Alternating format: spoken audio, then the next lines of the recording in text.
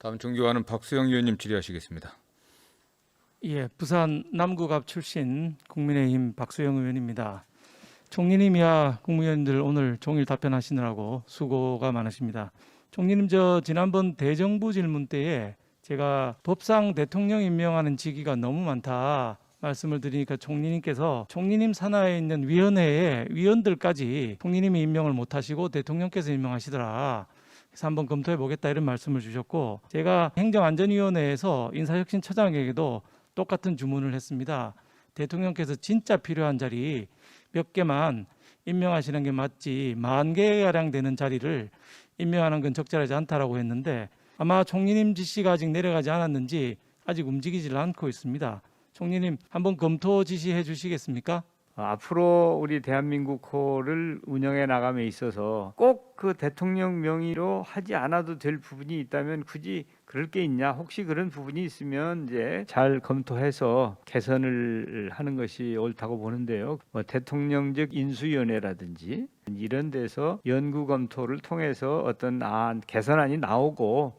네, 총리님 잘 알겠습니다. 대통령직 인수위원회는 갑자기 애드하크로 모인 사람들이 있기 때문에 짧은 시간에 검토가 불가능하고요. 이 자료는 인사혁신처가 한 번도 내놓지 않다가 제가 인사혁신처 출신이다 보니까 자료 요구를 하니까 할 수 없이 내놓은 자료입니다. 10,000개 정도인데 미국의 트럼프 대통령이 2,700개 정도 임명하는 데 비해서 너무 많다는 것이고요. 당장 하지 않더라도 검토는 좀 해보라고 지시해 주시면 감사하겠습니다. 예, 알겠습니다. 총리님, 다른 질의 드리겠습니다. 1가구 1주택이시죠, 총리님도? 예, 그렇습니다. 네, 그 언론에 보니까 서울시장도 가신다 그러고 대권도 가신다고 하니까 관사나 관제에 사실 거라서 필요 없을지 모르겠지만은 은퇴한 친구분들 많으실 거 아닙니까? 예, 많죠. 예, 근데 재산세가 너무 많아서 1가구 1주택 가진 분들이 부담이 많다는 얘기들이 많습니다. 프랑스의 마크롱 대통령은 유럽의 개혁을 선도하고 있는데 대통령 되고 나서 재산세를 폐지를 했습니다. 근데 그 이유가 뭐냐면 재산세라는 거는 미실현 수익이거든요. 이익이 나지도 않았는데 이 집값이 올랐다 그래서 자꾸 재산세를 올리는 이런 형국이 되어서는 안정적인 중산층을 육성할 수 없다. 이래서 마크롱 대통령이 이제 폐지를 하게 됩니다. 재산세를. 근데 이제 오늘 아침에 이제 언론들이 여러 가지 분석을 했는데요. 우리 정부에서 1가구 1주택의 경우에 6억 이하의 경우에 재산세 조금 깎아주는 정책을 이제 발표를 했는데, 이 보니까 마포에 있는 어떤 84제곱미터 아파트는 올해 325만 원을 냈는데 2030년 즉 공시지가 90%가 되면 1,314만 원을 내는 걸로 신한은행 부동산 투자자문센터 분석을 언론이 인용을 하고 있습니다. 과천에 있는 어떤 아파트는 234만 원인데 2030년이 되면 904만 원이 됩니다. 즉 제가 이제 쭉 다 리스트는 들고 있는데 무슨 말씀드리고 싶은지 아실 겁니다. 은퇴하신 우리 분들이 집에 살고 계신데 1가구 1주택인데 본인이 집값 올리는데 기여한 거 하나도 없거든요. 그런데 세금은 이렇게 오르게 되면 별도의 수입 없이 은퇴하셔서 집은 좀 좋은 거 갖고 있는데 세금을 이렇게 많이 내게 하면 엄청난 부담으로 작용할 수 있을 것이다. 근데 지금 은퇴하신 분들이 우리 대한민국 발전, 경제 성장에 엄청나게 기여를 또 하신 분들이거든요. 이분들이 이 집을 팔고 세금을 내고 다른 비슷한 곳으로 갈 수 있느냐? 불가능합니다. 잘 아시는 것처럼 양도소득세도 많이 올랐기 때문에 그렇습니다. 그렇다면 정부에서 이번에 6억 이하를 조금 찔끔 깎아주는 게 아니고 1가구 1주택에 대해서는 좀 더 과감하게 풀어줄 필요가 있지 않나 싶은데 총리님 생각 어떠신지요? 예, 우리 주택은 투기의 대상이 되어서는 절대 안 된다. 저는 그렇게 생각을 하고 있거든요. 그래서 하여튼 주시는 말씀에 대해서는 저희들이 잘 참고를 하겠습니다. 네, 총리님 잘 알겠습니다. 부동산 투기 문제에 대해서는 좌우가 없을 겁니다. 좌파 정부든 우파 정부든 보수든 진보든 부동산 투기를 허용하겠다는 정부는 아무도 없을 겁니다. 제가 질의드린 거는 투기한 사람은 당연히 잡아야 되지만 1가구 1주택을 평생 가지고 살고 있는 사람에 대한 얘기였기 때문에 한번 검토해 주시면 감사하고요. 다른 질문 드리겠습니다. 우리 800만 부산, 울산, 경남 시민의 수건 사업이 가덕도 신공항입니다. 지난번 대정부 질문 때 법제처 유권 해석 보내놔서 언제쯤 나올지 모르겠다 이렇게 말씀 주셨는데 이거 검증 결과는 언제쯤 나올 걸로 보고 계시는지요? 예, 곧 나옵니다. 곧 나오죠. 예, 예. 며칠 전에 사실 법원 판결이 있어서 소음에 관해서 3종 지구인 85웨클이라고 하는 미만에 있는 지역까지도 법원이 배상 판정을 내렸습니다. 그래서 김해공항 확장안이 만약에 확장하게 되면 바로 옆에 신도시가 있기 때문에 상당히 소음 피해 보상까지도 커지는 이런 문제가 있고, 제가 알기로는 이런 여러 가지 문제들이 결합되어서 김해공항 확장은 적절하지 않다는 결론이 나올 걸로 듣고 있습니다. 이 경우에 김해공항 안 된다고 하고 나서 다시 가덕공항을 가는 거를 그때 가서 검토하기 시작하면 늦기 때문에 이번 예산에서 가덕 신공항의 적정성 검토 예산을 국토위를 통해서 20억을 우리 의원들이 증액을 시키고 있습니다. 근데 아시다시피 국회에서 증액을 하려면은 행정부의 동의가 있어야 되는 사항입니다. 총리님이 중요한 사항이고 20년 이상 묵은 800만의 수건 사업인데다가 2030년 부산 월드 엑스포가 지금 추진되고 있지 않습니까? 공항이 하루라도 시급하기 때문에 이번에 20억 국회에서 증액하면 집행부에서 동의해 주셨으면 하는데 어떻게 생각하시는지요? 예, 우선은 여야가 어떤 안을 가지고 나왔을 때 그런 부분에 대해서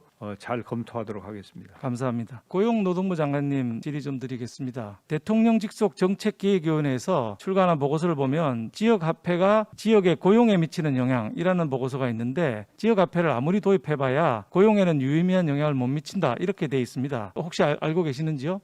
내용은 제가 읽어보진 못했습니다. 하여튼 재정학회 용역을 주셨는데 고용에 영향을 못 미친다라고 하는 보고가 되어 있습니다. 중소벤처기업부 장관님, 네, 온누리 상품권 발행하고 계시죠? 그렇습니다. 근데 이게 행안부가 하는 지역사랑 상품권하고 거의 비슷한 목적을 가지고 있더라고요. 사용 용처는 다릅니다. 용처와 다르죠. 온누리 네. 상품권은 전국을 쓸 수가 있고 네. 지역사랑 상품권은 지역 내의 골목에서 쓸 수 있도록 그렇게 돼 있죠, 그죠? 네, 그렇기도 하고요. 온누리 상품권 같은 경우에는 전통시장 주변의 상점가를 중심으로 주로 사용이 되고요. 거의 실제로 쓰는 사람은 거의 비슷한데요. 이 예산 5조 원 정도를 금년에 발행하셨고 내년에 또 3조 원 발행 목표로 계획을 세우고 올해 4조 원입니다. 예, 목표로 좀 추진하고 계신 걸로 알고 있습니다. 지역화폐 발행을 하니까 온누리 상품권 실적이 점점 악화되고 있다고 하는데 그건 아십니까? 그렇진 않습니다. 지역 분배 효과도 있는 것으로 그렇게 조사되고 있습니다. 지역 분배 효과. 네, 네, 행안부 장관님 질의 드리겠습니다. 장관님, 지난번 행안위 국정감사에서 지역사랑 상품권의 지역 분배 효과가 있느냐는 문제 가지고 저하고 아마 좀 논란을 했던 것 같은데요. A씨만 발행하는 경우에는 B, C, D, C에 쓰시던 분들이 지역사랑 상품권 때문에 A씨에만 쓰기 때문에 효과가 있습니다. 그런데 행안부 장관님이 전국 시군을 전부 다 발행하게 하시니까 전부 각자 자기 시 내에서 사용하기 때문에 지역 간 이전 효과가 없다, 이런 결론을 국책연구기관인 조세연구원에서 했고요. 그런데도 올해 또 1조 원의 예산을 또 내년도 예산을 또 편성을 하셨더라고요. 행안부 장관님, 이렇게 지역 활성화 효과가 없는데도 1조 원씩이나 여기 써야 되는 이유가 무엇인지요? 예, 상점이나 백화점에 가는 것보다는 소상공인에 가기 때문에 소상공인의 매출 증대 효과는 있다 이렇게 보고, 이제 작년과 금년에는 더 많이 발행을 했기 때문에 보다 더 그 경제적 효과랄까 이런 부분에 대해서는 다시 한번 자세한 연구 결과를 보고, 발행액이 많아진다고 지역 간 이전 효과는 없다는 것이 연구 결과입니다. 중소기업 벤처기업부 장관님, 네, 지금 행안부 장관님께서 지역화폐 효과 중에 하나로 대형 유통기업의 이익을 뺏어서 골목 상권을 활성화시키는 효과가 있지 않느냐 이렇게 말씀하셨는데 동의하시나요? 네, 동의합니다. 그런데 대형마트에 납품하는 업체 중에서 중소기업, 장관님 소관의 중소기업 업체 비중이 얼마나 되는지는 아시는지요?